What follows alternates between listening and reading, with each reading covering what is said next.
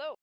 Today I'm going to walk you through writing the equation of a parabola given different pieces of information, essentially given the vertex and a point.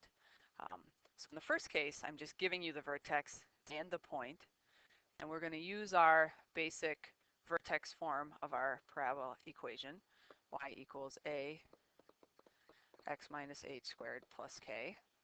And I can fill in my vertex. So this equation will be a x plus 2 squared plus 5. But now I need to find the particular stretch factor that will make it go through the point 132.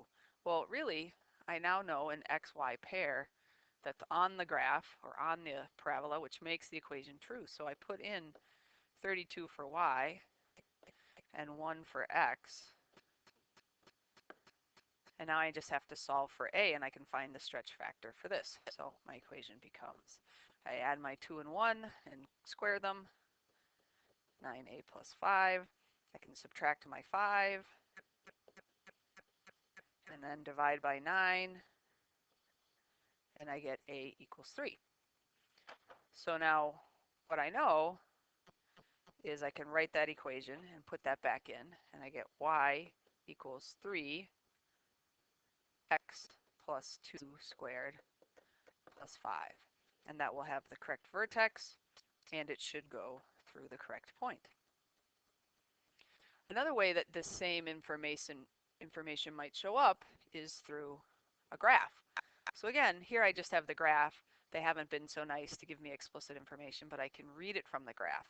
I can see that my vertex is 3, 1, and I have some particular points. I have the point 1, -1, or 5, -1, and I can use either of these points to write my new equation. But I'm going to start with my a x minus h squared plus k and fill in my h and k, which in this case, x minus 3 squared plus 1.